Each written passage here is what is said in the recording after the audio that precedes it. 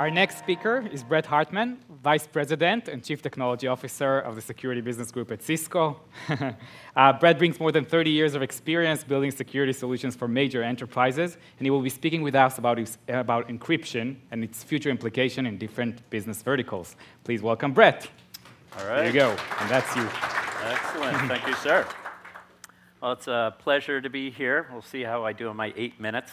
It seems amazing to think it was just a few years ago I was hanging out in a cafe in Tel Aviv with Nadav as he described to me this crazy idea about Team8. And think about where we are right now. It's just really quite impressive to see the progress that's made. So what I'm going to talk about today is, I think, one of the biggest challenges that the security industry faces, and that's around encryption and the expanded use of encryption.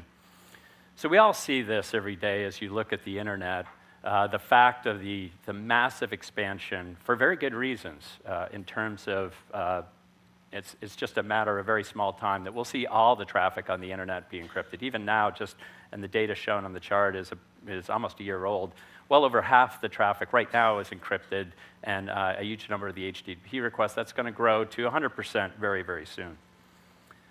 So what does this mean? What's the impact? Why does it matter with respect to encrypted traffic? Well, depending on who you ask, you get very conflicting views. Is it good? Is it bad?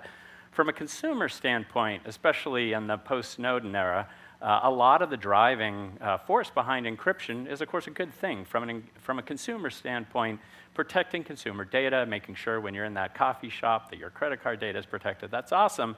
On the other hand, we all recognize that the true breaches that have occurred, that have revealed all those users' private data, didn't actually have to do with encryption at all. It was all those back-end databases that were stolen. So just because you encrypt the data, we certainly understand that doesn't mean you've solved this privacy problem. So you have a very great danger of false confidence. From the organization side, organizations, of course, use encryption to protect sensitive intellectual property and protect it from theft. On the other hand, they deal with challenges as they encrypt data, and more of it within the data center is encrypted. Just can they monitor and control, for example, or detect potential hostile, say, inside or malicious attack? From a government perspective, more conflicts. Government drives more and more regulatory requirements around encryption and standards there, again, for very good reason. Especially, for example, in the financial industry, for good financial safekeeping of information. On the other hand, governments have to deal with national security requirements, needs to be able to detect potential attacks, terrorist attacks, criminal attacks, and they're losing some of that ability. So, huge tensions here in terms of is encryption a good or a bad thing? So let's talk just a little bit more about the risks and challenges. What does it really mean in terms of encryption, and what do we face with respect to that risk?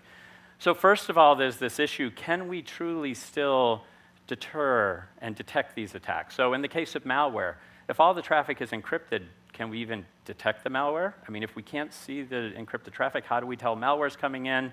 That could cause massive damage.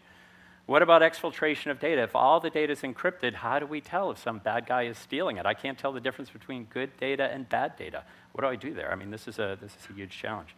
And what about this whole topic of investigation of criminal activity? We've seen some cases very recently where there's been enormous controversy in terms of industry's ability to report and support governments in terms of this sort of access. So is it possible with all this data to be able to investigate this criminal activity? So this issue around encryption has massive implications, both technological and really geopolitical, in terms of what does this mean for the industry.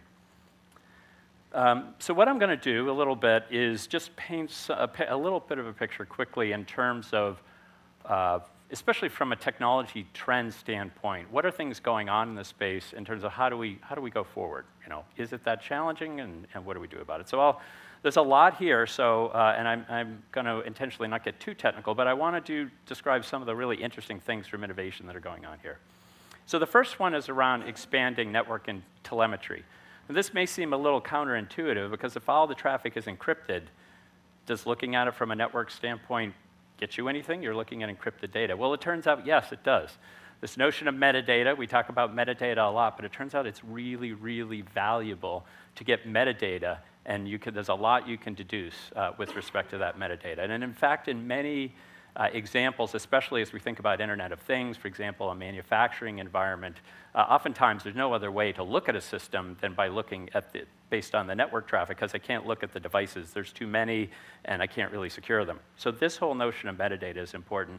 A specific example of that, actually, which is really intriguing, is the ability to analyze encrypted traffic and the encrypted traffic metadata. We recently published a research report where we analyzed encrypted traffic, and we could, with a very high degree of accuracy, detect malicious traffic, malware in that encrypted data. That's kind of amazing to think that's possible. But the reason is because the whole world is actually all kinds of subtle protocols. Everything is a protocol. And so by analyzing timing and all kinds of interesting metadata, we can actually get a lot, even detect malware with a great degree of confidence in encrypted traffic. This is still in research, but I think we're going to see some of these sorts of things make it into commercial products in a relatively near future.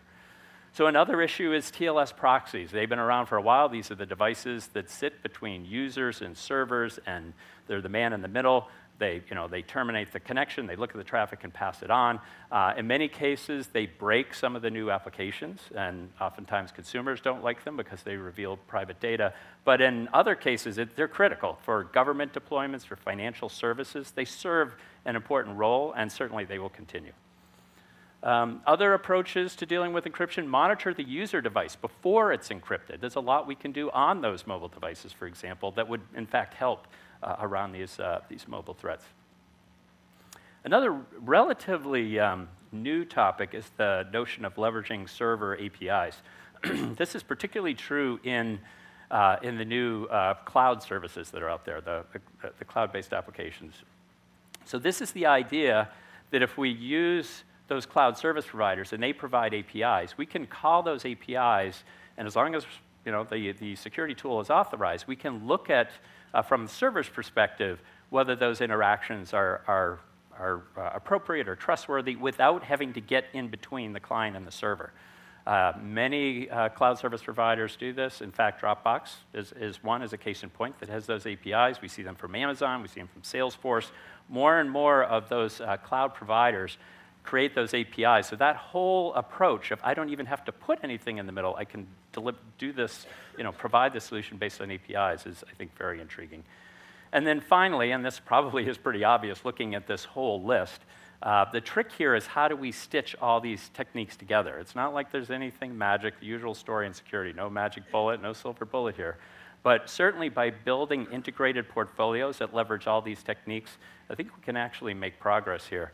So just to summarize, I think with these kinds of technologies, we can deal with these these conflicts between this notion of user privacy on one hand, around managing corporate risk on another, and dealing with national security, and really being able to balance all these tensions as the adoption of encryption continues to rise.